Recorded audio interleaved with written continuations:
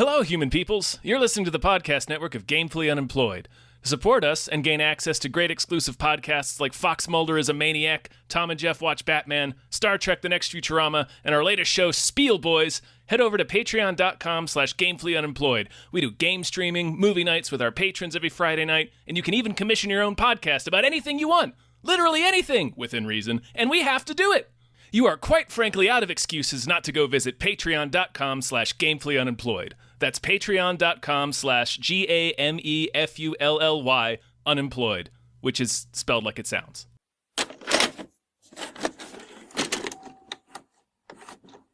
The Shape series continues. It does. I found out last night, and I don't know if this is just like as of yesterday, but this is actually on Shudder, but I paid to rent it. Oh, so, no. yeah. I did not pay to rent this. Hi, everybody. Hello, everyone. My nname is David Bell. My name is Tom Ryman. And we just watched Triangle. It's a shape. Shape movie. It's a pointy shape. Yeah, pointy shape. The best shape? It's, I don't know, man. I don't know. There's a lot of stiff competition. You know what I do when I have a bad dream? I close my eyes and I think of something nice. So let's go sailing.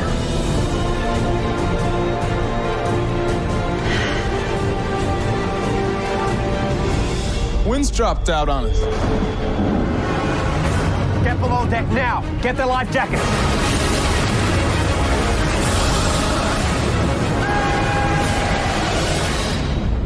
I've never thought about the best shape, and now that's gonna really fuck me up. So, we'll circle back around to that. Hey, big thank you to Burrito Mouth.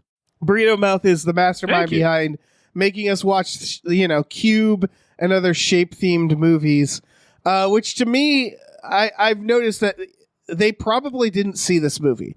And I like pointing that out because the selection of these movies are chaos in terms of there's really no telling what the quality will be because the only connecting tissue here is that they have names that are shapes. Yeah. So after this, we will have watched all the Shape movies. There can't be any more, right? I don't know. Well, there's more coming up. There's more still on our list, but yes, we're starting to run out of Shape movies. And so that's interesting to me because this, go ahead and look up 2009's Triangle, folks, and you'll instantly see a movie that you're like, I don't know about this, Mm-hmm. Yeah. It looks cheap. Yeah, it is cheap. It doesn't have, it's pretty thin budget. It looks like any number of a carousel of completely forgettable straight-to-DVD horror movies you would have seen in the mid to late aughts. Right. It was made in line of some sort of because they have it in the credits, some sort of, where the government pays to get movies made. Mm-hmm. They could only afford one Hemsworth, and it wasn't the expensive Hemsworth. Well, at the time, I think they could have gone with either, right? Because this came out in 2009, so yeah. Even the good Hemsworth hadn't been in stuff yet, really. That's true. He'd been in A Perfect Getaway, and he'd exploded in the opening of J.J. Abrams' Star Trek. That's true. You're right. So, this could have been any Hemsworth. It could have been Liam any Hemsworth, but it's Liam. Yeah. Who's fine. He's fine. I don't want to insult Liam Hemsworth because he can, beat me up. But, sure. And so... Yeah, and so the first 15 minutes of this movie, I had that feeling where I was like, this is gonna be some cheap, boring slasher film because it kind of presents as a slasher film. It does, and the first half hour is pretty slow because you think you know exactly where it's going. Right, and I think this is all to say, and I can't speak for you, Tom. I was extremely surprised when this movie ended up being kind of good. Yeah, this movie is actually pretty good. Yeah, this is a pretty good film. This is one of the most pleasant and unexpected surprises I've experienced watching a movie in a long time. It really was, because I kept having these moments where I was like, oh, okay, they can do stuff. Yeah. Okay. And then finally just being like, oh, shit, this is fuck. Yeah. This is quite good. Shit. Yeah. Yeah, it's a Bermuda Triangle film. Kinda, sorta. It doesn't. Yeah. I want to say after we got through heaping our qualified praise on this movie, I would say if you have if anything we've said sort of sparks your interest at all, pause the podcast and go watch the movie, because the twists in this movie are really, really worth experiencing, like, organically. So yeah, it's okay. So yeah, I would compare it to a movie like like Primer or Coherence, where it's dealing with, like, it's not a horror movie really. It's more like a sci-fi. It's still, I guess, technically a horror as well. Mm-hmm. But it's dealing with, like, heady ideas that aren't as complex, I would say, as the other films I mentioned. But that's what we're talking about here. It's a low budget film that manages to make a very big idea on screen with minimal money. Right. It's all narrative. It's very simply done, but in a way that is extremely effective. And every new reveal was like a legitimate oh shit from me. So right.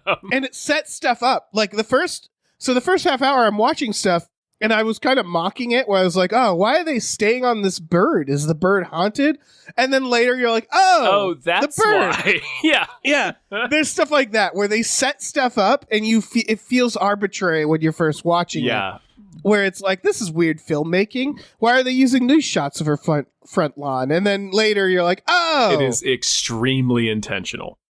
Yeah. And so, like, it's a good film. It's a pretty good movie, to the point where I kind of want to.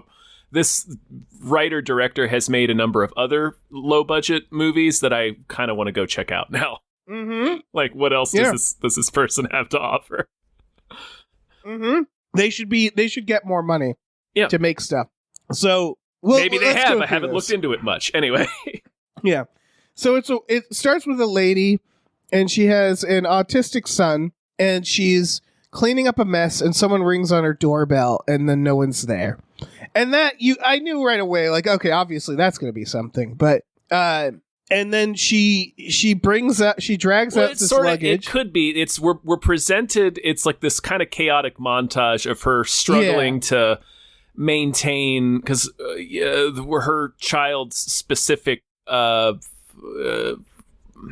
don't know how to phrase it, so I just won't. But basically, her child needs for everything to kind of be the same, or else it really upsets him. So it's like we're presented with a hectic montage of her trying to preserve that for him. So when the doorbell rings, it's kind of in the middle of this chaotic montage. So we're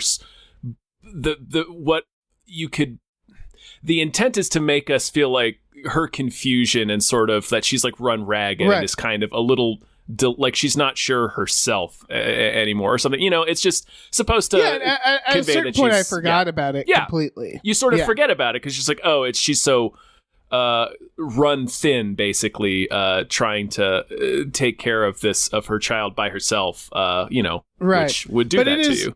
Yeah, it is clear that they're setting something up. Yeah. Because, so she loads up her car, and she drives, and then she drives to this marina where this is where it was like, okay, you're setting something up, because Liam Hemsworth has asked her, like, where's your kid? And she said she dropped him off at school, and he's like, but it's Saturday. And someone else points out, like, oh, he's special needs. They're open on Saturday. But it's very clear that something happened.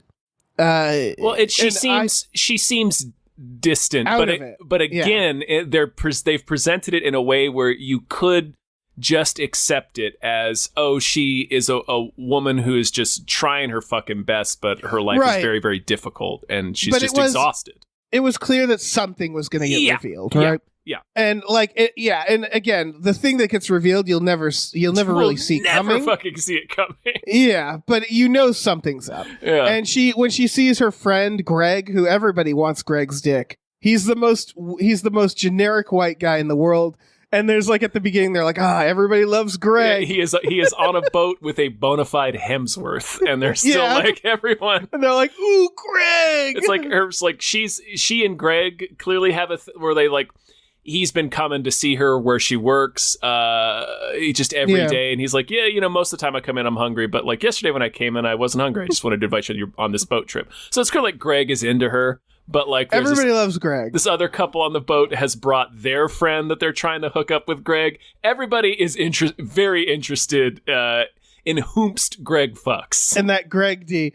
And then Greg apparently took Victor, who is Liam Hemsworth. Yeah. He found him sleeping and he took him in like a dog. Like, is that correct? He found like Victor sleeping either outside his apartment or outside his business or something. So he hired him as a deckhand. Okay, yeah. Like they're just trying to, convey that, Greg's a good guy and he gives people the benefit of the doubt. Everybody loves Greg. Yeah, everybody loves Greg.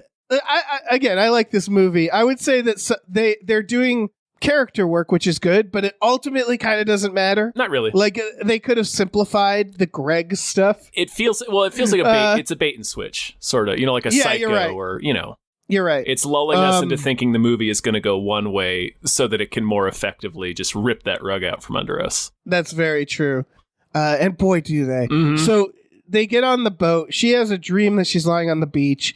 Again, it's all very like, okay, this is all meaning something, but who knows what. We follow the bird. The bird is following us into sea.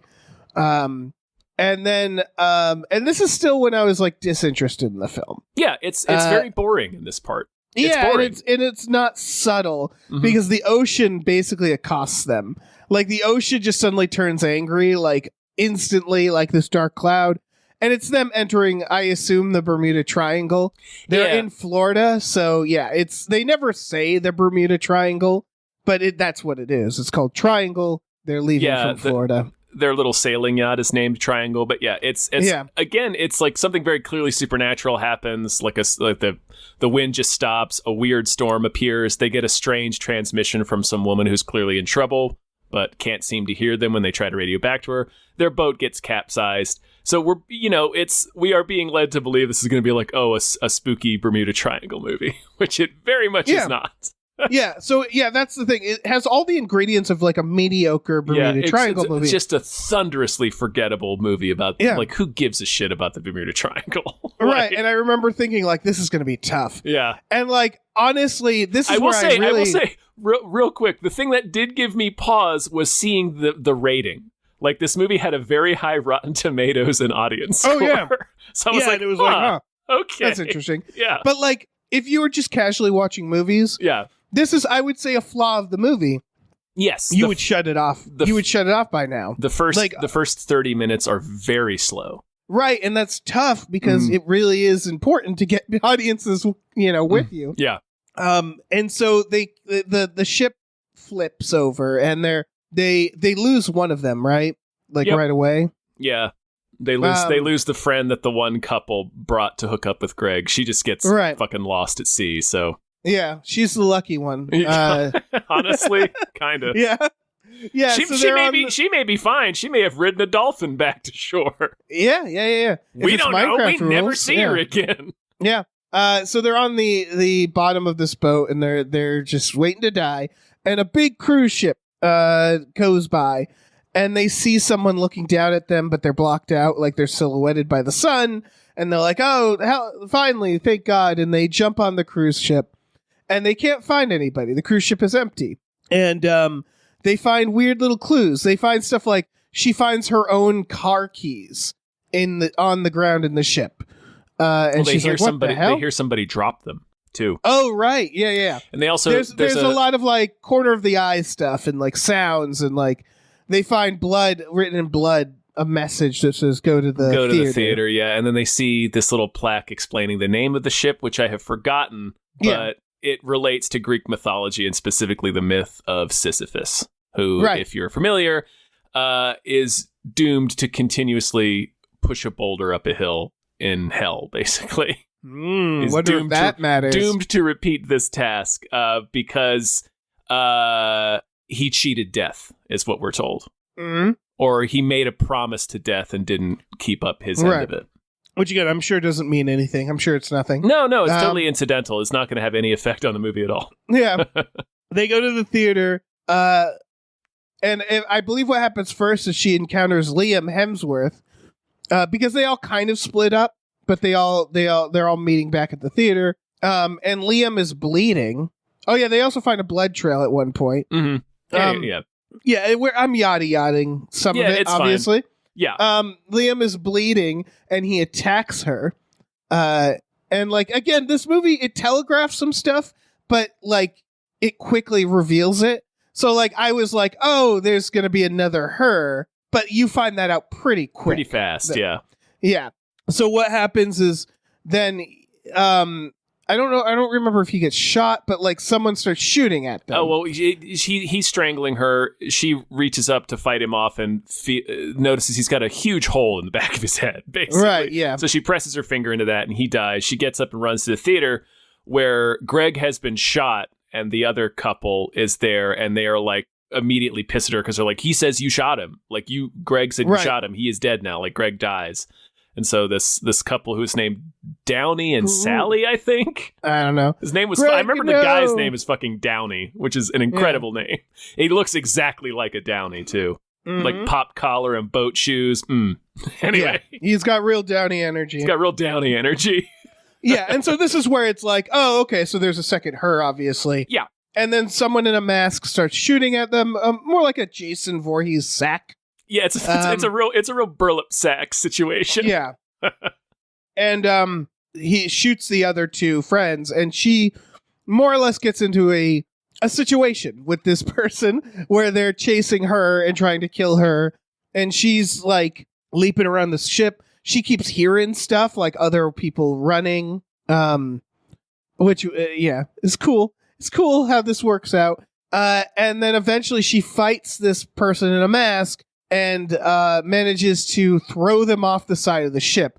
But before that, the person in the mask, in what is clearly her voice, says, you have to kill them. You got to kill them all. It's really... They do a good job with it. It's extremely muffled, both because of her mask and because of the noise of the ship. So you can't really make out what she's saying, but you hear enough words to sort of piece together that she says, you have to kill them all. Yeah, but at this point, it's like, I wrote down like, oh, I hope this isn't a reveal because it's obvious that it's her.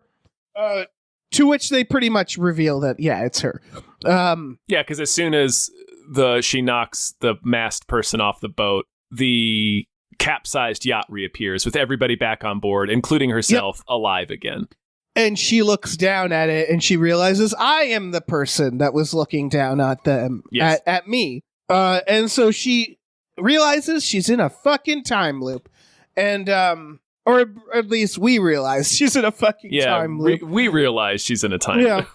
But I think she does too, because she goes downstairs and she finds a note. She finds like a pile of notes that say like, you have to kill them all. Mm-hmm. And she grabs a piece of paper and compares her handwriting, thus creating another note. And so it's that situation where it's every time she finds a pile of objects, she realizes like, I have been here 100 times. She drops her necklace at one point, and it lands on a pile of lockets. It is. It's and we really learn, cool. And of course we learn that who dropped her keys. It was she her. dropped her keys. Yeah, when she was following the group. So you're seeing how both that it's in a time loop and how the act of her discovering that it's a time loop is perpetuating the time loop. Yeah. And there's this paradox in it, which is, of course, the keys are in the loop, and it's like, where did they first come from? She finds her keys and then drops her keys and finds them again. It's a very like it's playing with that time loop paradox in a fun way, where like it's the same with the necklace because she loses the necklace here, and spoilers, she's gonna find the necklace again. And so you're still kind of wondering like, how is she gonna want to kill them all? Like that's still, like, how is it gonna come to that? And God, I'm trying to remember exactly the details of what happens next, but I don't. Well, I guess at first she tries to get everybody together, so she realizes she can change what happens. Like she goes to talk to Liam Hemsworth, and in the act of trying to convince him, she pushes him, and his head hits an exposed pipe on the wall, and that's how he gets the hole in his head.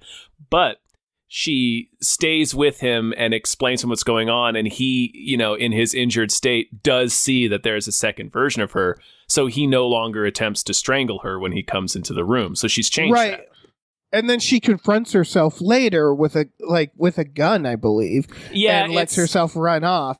But what's so the idea is that she's breaking the pattern, and that's she thinks she's I was about to breaking say, yeah, sorry. It's a really good instinct to have. Like that's the first thing you would do if you were in a time loop. You'd be like, okay, I'm not going to do the thing. But what we slowly realize is the time loop is just less tight than she thought. Right. There's several go-arounds. There's 3 layers to it. There's her arriving, and then layer 2 is her trying to change it, which ends up creating the blood trail that they found earlier because she's leading Liam Hemsworth all over the ship as he's bleeding.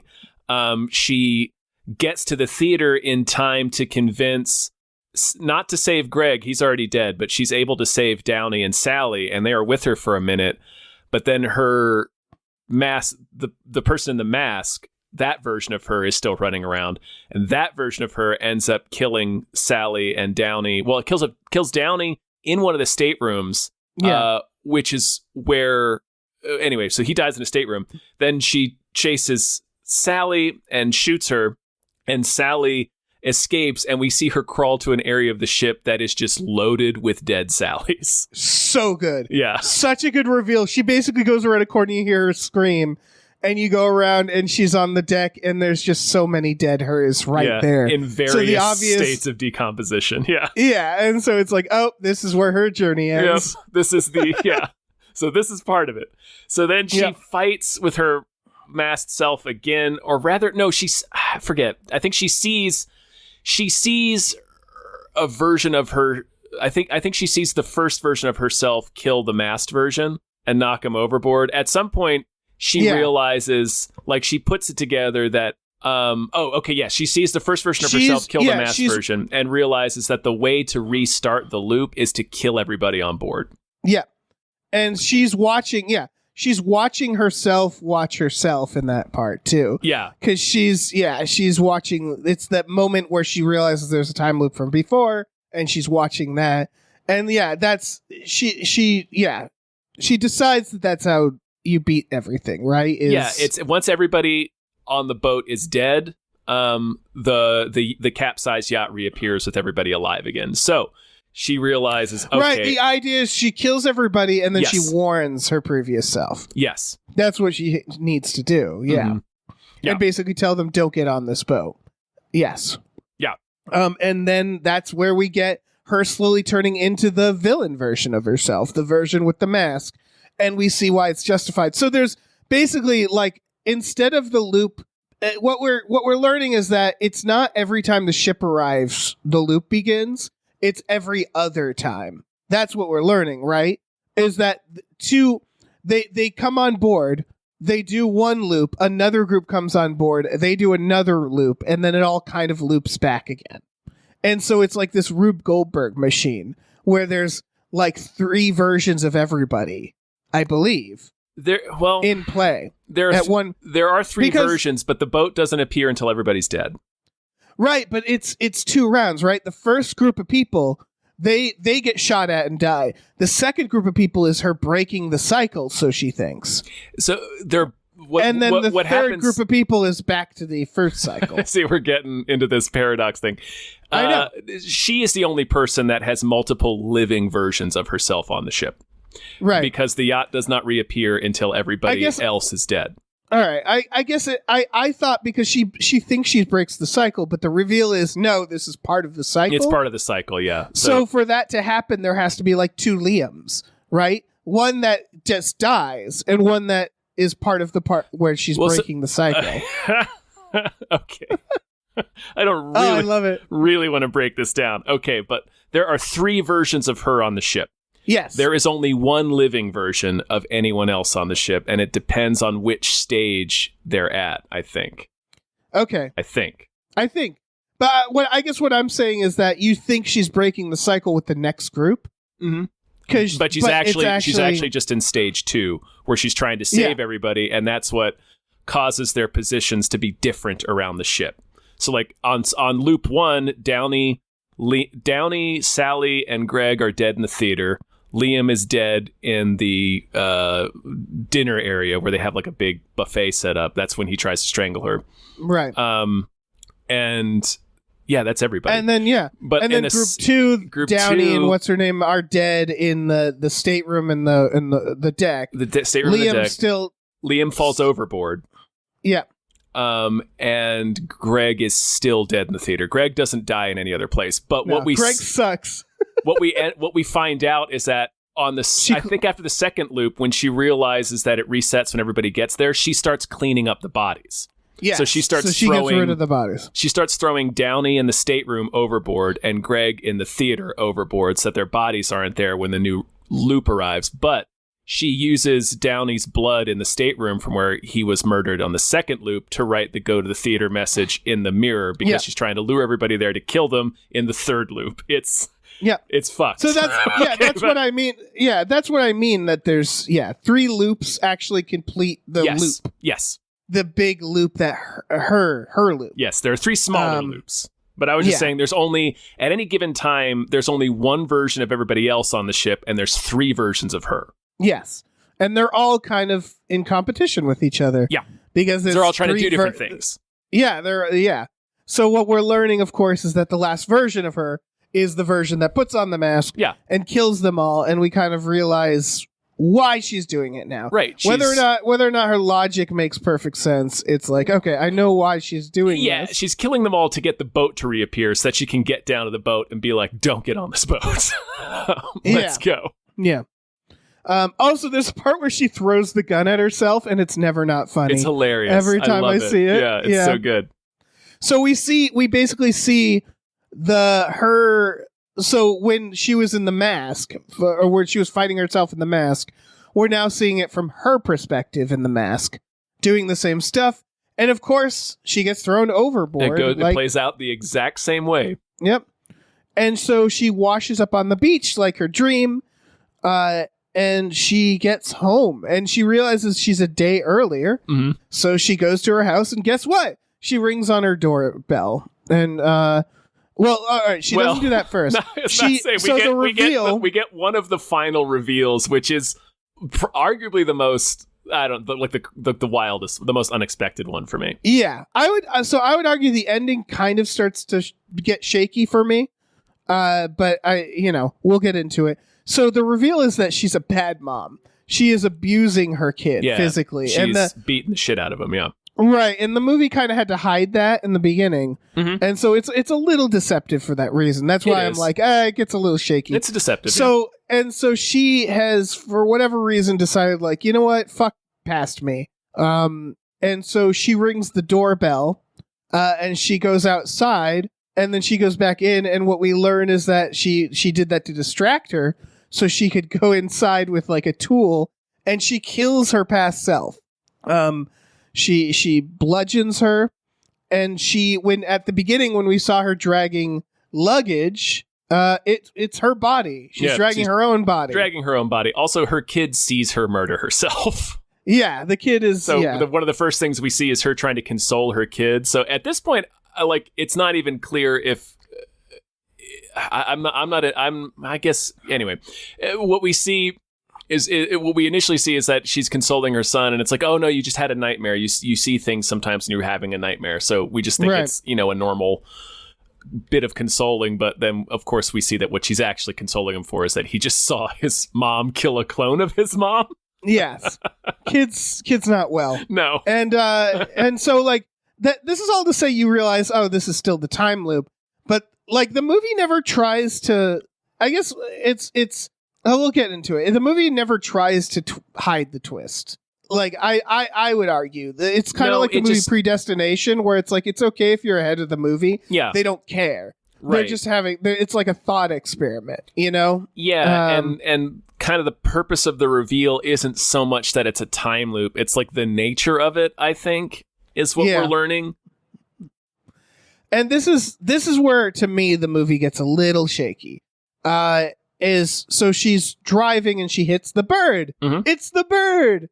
And she pulls over and she grabs the bird and she throws it away into a pile of other dead birds. And that's when she realizes, fuck, I'm still in this is the part of loop. It. Yeah. She crashes her car and her dead body comes flopping out, like the one that she put in the trunk. her son also dies. And this is where, like, the movie, it felt like they add one more element that was like, a little too much. Is she basically walks away from the accident. Nobody notices. It almost feels like she's died. She has. Okay. Well, because I realized that she didn't necessarily die, right? Because it's the corpse that we see is the body from the trunk, I believe. It is, yeah, but she was already a ghost. Like, this is... The loop began. So what happens... It's a supernatural element, for sure. So what happens is she's standing there looking at the accident as the prime version, the version of herself that we've been following the whole movie. And then the version of herself she killed earlier is wearing a dress and is dead on the street next to her son. And then the sky gets all dark and this cab shows up and there's this cab driver dressed like a mortician who is very clearly Death. This is the part that I was like, I don't know, man. And it's fine, but well, see, I think this is how the loop began, right? Is because he tells her, she asks him what's going on, and he basically says, I'm just the driver. So I'm just gonna take you. You ready to go? And she's like, yeah, but take me to the harbor. So he takes her to the harbor, and he's like, all right, I'm gonna leave the meter running. So she gets out and goes down to the dock and starts the loop anew by, she encounters Liam, and that's why she was so spacey to him in the beginning. Right. When she meets Greg, the first thing she does is hug him and say, I'm sorry. And now we know why. Now we know why. The loop began, the implication to me is that the loop began when she was, because the thing that Liam asked her is, where's your kid? Like, they were expecting her to bring her kid. So I think what happened is, the first time when the loop began, she was driving here, and got into the car accident. Okay, and so she died in the car accident. Hit the bird for the first time. The blood got on the windshield. Her son was freaking out about the blood on the windshield, so she was trying to wipe it off and was sort of distracted by that, and that's how she drifted into a truck, and they died. So she died there, and then and so Death take her to the harbor anyway. So that's like the Sisyphusian thing where it's like you made a deal with Death, but you didn't hold up your end of the bargain. So it's like she's just constantly in this loop now until she finally decides to quit it, but she's never gonna, because every time she gets down to the harbor, it's like, okay, this time I'm gonna do it right, and I'm gonna save everyone, and I'm gonna save my son. But it's just going to be as we've seen from the piles of dead birds, all the dead Sallys, all the lockets, all the notes, is that she will never do this quote unquote right. It is going to play out the same every single time. Right, and the implication then is that her friends are fine. Yes. Right. Yeah, like she's living out her own personal hell. This is her own personal hell. Yes. Yeah. Yeah, I guess that does make sense. Mm-hmm. That's my interpretation of it. No, I think that's the correct interpretation. I think it's difficult at the end because the moment they bring in the death cab driver, I was sort of like, oh, I kind of wish they made this a self-contained loop. Like, they have to do this one final thing where this guy shows up and says, like, I'm just here to push you along. And I don't know. It still works. Yeah, it's the last piece of, why here, why now? Like, why is this happening? Right, and so the implication, it's the basically the concept of the Bermuda Triangle is a red herring, is what we're saying here. Yeah. And that's really interesting. And I think the triangle has more to do with the idea of there being 3 loops within this big loop. Yeah, there's sense. 3 points within this larger loop. So it's a big old red herring. Yeah. Bermuda Triangle has nothing to do with what's happening in this movie. Right. And ultimately, I mean, this is why I think it's still a little weak, is like, what that means that everything on the boat is just like a figment of her imagination then. Well, she's like in hell. None of that. Yeah. But hell is weirdly specific and creative then.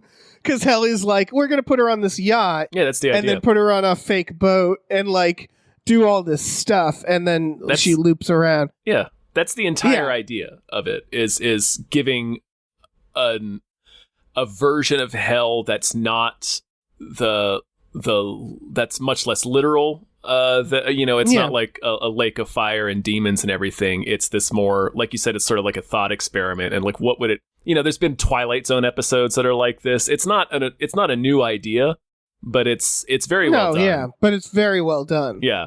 It's a lot of fucking fun. Mm-hmm. Again, something like Coherence or Primer, where we're going to take this really really heady idea, and we're not gonna, we don't need like a lot of special effects to show this off. Like Coherence is basically a multiverse movie. You don't have any multiverse of madness CGI shit. It's just people talking, because ultimately that's all it needs to be. Yeah. And then this has more of a budget, but it's not like you don't have to create any sort of vortexes or big CGI things. It's just sort of people, and the actual like mechanisms don't need to be shown in any sort of way. And I think that's way more effective. Mm-hmm. Like I keep going back to Coherence. Coherence has the concept of like a portal between universes. That's not depicted as anything. It's like blink of an eye moments, and like that's such a better version. It's a movie that doesn't rely on the idea of like we need to visually cue up the audience to know that this thing is happening. Yeah. And that's kind of the same here, is that aside from the CGI storm and stuff, like there are moments, and again, I would argue that it's confusing for that reason, because like that CGI storm seems to be the moment a time loop happens, right? Because that's the big event, and then it's like we're entering Bermuda Triangle. But what you're arguing, which I think is correct, is the twist is that no, they were already in the time loop. That's kind of the reveal of the film.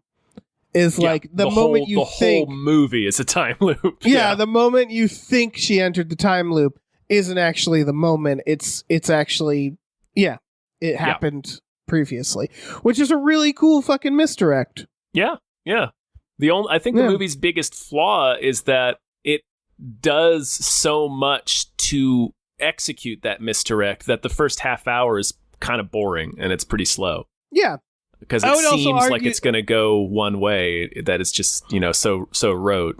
Right. I would argue that it's kind of like Predestination, which is like, since it's so detached, it also is hard to glom onto a character, right? Oh yeah. Is like there's nobody in it that's like you're like rooting for. There's no real drama. You're watching this thought experiment play out. Essentially, yeah. Which I would say is a lot of Predestination as well, where you're like, I'm not really caring about the story. It's just an interesting idea that you're presenting. Right. Yeah, the only person you can really cling to is the main character. Everybody else is just, like Greg ceases to matter the moment they get on the boat. Right. They're all just sort of barely in the movie from that point. Yeah, they're all just sort of like pawns that's being moved around. Yeah. And again, it was entertaining enough. I enjoyed it. Mm-hmm. Once I realized what I was watching, it was like, oh, this is great. Because you're just watching a Rube Goldberg machine. And you're like, oh, I can't wait to see how it all fits together and if they pull it off. Yeah. And they do. Yeah, I think so. Yeah, I think so too. This movie, I never would have saw it. No, I wasn't even aware of this movie. Yeah, completely off my radar. Yeah.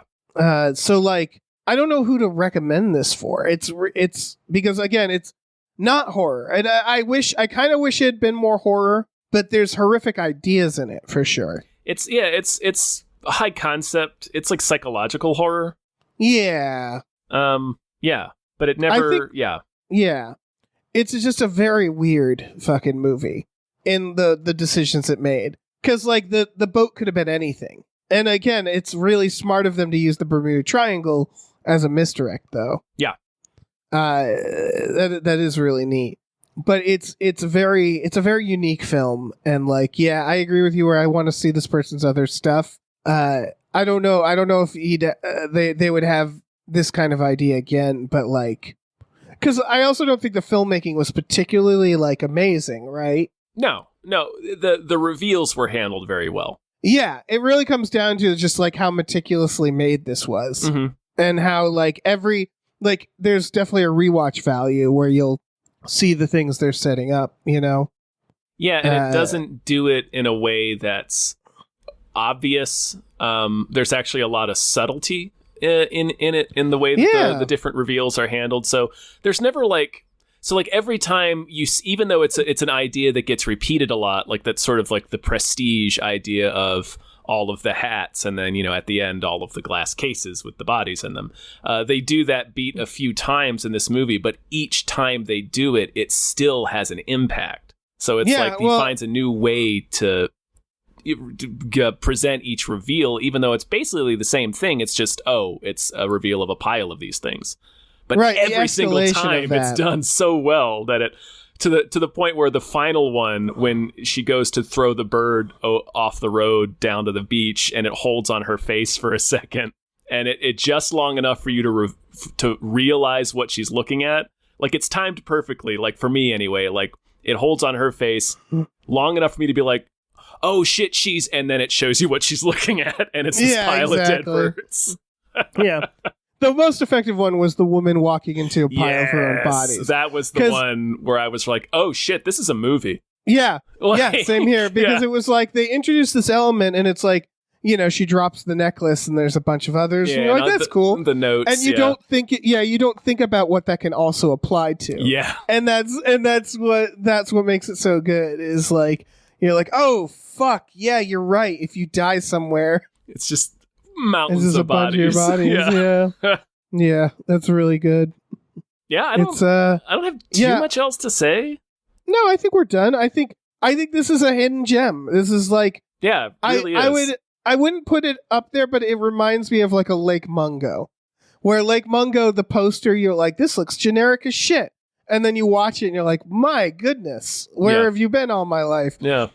This isn't I didn't like it as much as Lake Mungo. No, it's not as good a film, but You're right, because it's missing a character element, I think. Yeah. Is the big thing it's missing is relatable, like an emotional experience. It's a little like the reveal that she abuses her own kid and then she's like mad at herself and it was like, well, that was you like a day ago. But you're right, is the fact that it's purgatory, it's the idea that she's feeling the time loop, right? Like it's the frustration of it. But yeah, it, and she's it she's never in quite, denial too of the person that she was.